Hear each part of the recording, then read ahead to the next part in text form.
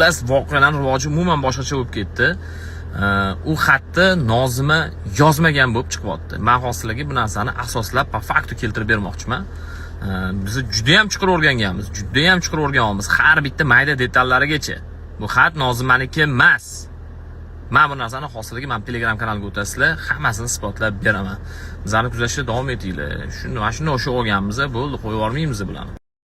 To'g'risi, Daretga qarab ulgurib bo'lmayapti. Bizlarni kuzatayotgan obunachilarimiz dunyoni barcha mamlakatlaridan kuzatishayotgan ekan. Rossiyadan, Qirg'izistondan, Qozog'istondan, Amerikadan, yana bir qancha davlatlardan, Antaliyalardan kuzatishayotgan ekan. Hammaga kattakon rahmat. Sabrli bo'linglar, Xudo xolisa. Sizlarga avvalambor rahmat, befarq bo'lmaganinglar uchun, bitta qizni o'lib ketib qolishiga prosta ko'z yumormaganinglar uchun. Ha, endi bo'ldi, o'ldi demaganinglar uchun rahmat.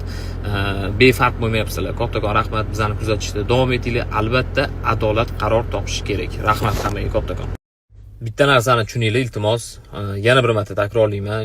Bir 30 mingta, 40 mingta odam ketma-ket yozib yotishibdi. Даже Instagramlarim qotib qolyapti. Odamlar yozurganidan o'sha ulgurmayapman. Hammasi qonuniy bo'lsin. Kelinglar, shunaqa qilaylik. Men qonun tarafdaman, adolat tarafdaman. Kutaylik, ozgina biz hamma ish qilib bo'ldik. Qo'limizdan kelgan hamma ishni, dalil, faktlarni yig'ib bo'ldik. Men o'zim sezib ham turibman. Kim podstava qilyapti, kim o'zi bu yerda qo'li bor bu ishda, kimni odamlar boshqa odam qilib ko'rsatishmoqchi. Bu narsalarni hammasini bilib, ko'rib, sezib turibman. Prosta meni haqqim yo'qki, sud qarorisiz men bu odamni o'ldirgan deyishga, lekin ko'nglim sezib turibdi bu yerda nima ish bo'lganini. Uni yaxshilab meni videolarimni ko'rayotgan odamlar 100% tushunib bilib turibdi.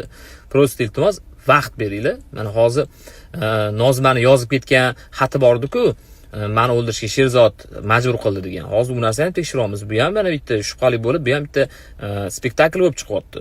Bunaqangi ko'p odamlar yozyaptiki, to'g'risi ulgura olmayapman, lekin aksariyat ko'p odamlar nimaga to'xtab qoldi, qani natijasi, nima qilyapsizlar degan savollar berib bizga murojaat qilishyapti-da. Iltimos, ozgina sabrli bo'linglar. Bu yerda qotillik bo'lgan, ubistvo bo'lgan yoki o'zini o'zi osgan, nima bo'lsa ham odam o'lgan bu yerda. Bu narsa bir kunda, bir soatda hal bo'ladigan narsa emas. Biz hamma hujjatlarni yig'dik, advokatlarimizga topshirdik, xabaringlar bor, ishlarni olib borishyapti, surishtiruv ishlarini olib borishyapti. Nimaga politsiya o'z vaqtida bu narsani qaramagan, nimaga bo'lmasa shubhalanib buni tergov qilmagan degan savollar ketyapti. Hamma hujjatlarni olib borib taqdim qilganmiz. Bundan tashqari hozir bizda yana bitta endi dalil kelyapti, ya'ni guvoh bor. Ichkarida hech qanaqangi stollar ag'darilgan bo'lmagan ekan. Hozir mana shu narsalarni biz hammasini o'rganyapmiz. Haqiqatda ichkarida nima stol shunaqa ag'darilganmidi yoki o'ldirgan odam umuman boshqa odammi? Bu yerda spektakl bo'ldimi deb. Chunki o'ldirgan odam shularning ichida deb hisoblayapmiz biz. Bu bizning hozircha taxminimiz.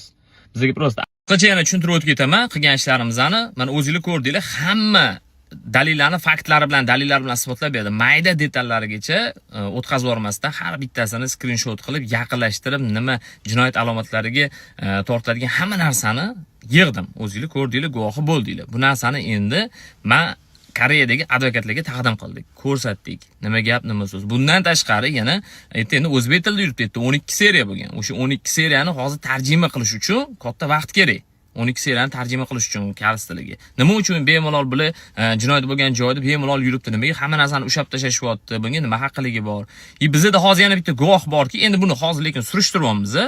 Uni aytishiga qaraganda, u kirgan vaqtida, uni hozir oshkor qilmaymiz kimligini, bunaqangi bardak bo'lmagan. Nozima yotgan bo'lgan, unaqangi lekin bardak bo'lmagan. Lekin bu bo'yicha biz endi surishtiruv ishlarini olib boramiz. Bu lekin hali aniq emas, lekin stol ag'darilmagan deyapti. Bu odam ham hali olib chiqqan. Instagramingizni vzlom qilishdimi duokkalarga? Hakkerskiy hujum bo'ldi. U faqat menga emas, mendan tashqari yana bir 3-4 ta kanallar bor ekan. Ular ham shu Nozimaga adolat mavzusi bo'yicha yoritib borishyapti. Ularga ham hakkerskiy hujum bo'lgan, akkauntligi yopilgan. Kecha xuddi shu holat menda ham bo'ldi. 1 soatcha akkauntim yopildi. Men o'zimni Telegram kanalimga e'lon qildim. Yaxshi insonlar bor, Xudoga behisob shukr, rahmat ularga ham, Alloh rozi bo'lsin. Yordam qilishdi. Kanalimizni yana qaytadan ochib oldik. Xudo xolasa, biz shuni bildikki, bo'ldi, bularning qo'lidan kelayotgan narsa shu. Boshqa hech narsa emas. Bu yerda yana 4 ta akkaunt blok bo'lgan. Bittasi ochilgan, yana 3tasi menimcha endi u ham ochilsa kerak. Hop, biz to'xtamaymiz. Nima bo'lishidan qat'iy nazar biz kurashaveramiz. Biron bir narsa borki, shunaqangi gryaz yo'llar bilan bizga hujum qilishyapti. Bizani bu olib chiqayotgan dolzarb mavzuyimizni hattoki nafaqat O'zbekistonda, balkim Qirg'izistonda ham, Qozog'istonda ham muhokama qilinishi boshlanibdi. Men juda ham xursandman. Bizga taraf bo'layotgan odamlar juda ham ko'p ekan. O'zi aslida bizga taraf deyishim noto'g'ri narsa. Bu ya'ni adolat tomon. Biz adolat tomondamiz. Nozimaga challenge'ga qo'shilayotganlarga juda ham kattakon rahmat. Koreyadagi mana juda ham ko'p qizlar, ayrimlari to'g'ri qo'rqishyapti, lekin juda ham ko'pchilik bizning tomonda bo'lib chiqishyapti. Men juda ham xursand bo'ldim. Bizga berayotgan yordaminglar, bizga berayotgan podдержкanglar bu biz uchun juda ham katta ahamiyatga ega. Xo'p, faqat bizani shoshirmanglar. Biz ishlayapmiz. Prosta o'tirib video qo'yganimiz yo'q. Ishlayapmiz, erta-yu kech ishlayapmiz. Advokatlar bilan har soatda, har minutda gaplashyapmiz vaqt bo'lsa, kerak bo'lsa. Koreyalik qiz marhuma to'g'risida fikrim. Cho'tda mana bu aka olib qochyaptilar, ko'p narsani rosa olib qochyaptilar. Ana jurnalist bu odamga savol beryapti. Bu odam bilmayman. Keyin ana qizni onasi bilan gaplashganda bir baqir-chaqirni eshitdim. Aka, siz boyaga bir xudo joy o'zini bosib olgan, ko'ngil bo'sh inson edingiz-ku. Ne unaqa shallaqlik qilib tashyapsiz? Demak, bu yerda nimadir bor. Xalq ko'rib o'tiribdi. Kecha mana jurnalist sizga savol beryapti, siz rosa olib qochyapsiz-da. O'zingiz ham qiz farzandingiz bo'lsa kerak menimcha. Xudodan qo'rqing aka, nimadir bo'lsa Xudodan qo'rqing deb oching hammasini. Koreyadagi masalani tagi 100dan 100 yetib bo'lgan Dalil.uz'dagi ukaxonimiz. U bola prosta qonun doirasida chiqsin, o'zlari tan olsin, deyap bo'lmasa o'zidan o'zi bunaqa o'qimishli, ilmli bola tuhmat qilmaydi. Bizning xalqimiz ko'ngilchan xalqda, qiylanganlarga yordam beradi. Ehson desa birinchi o'rinda. Shuning uchun ko'pchilik hali tagiga yetib bormasdan turib tuhmat qilyapti Dalil.uz'ga, lekin ko'rasizlar natijani.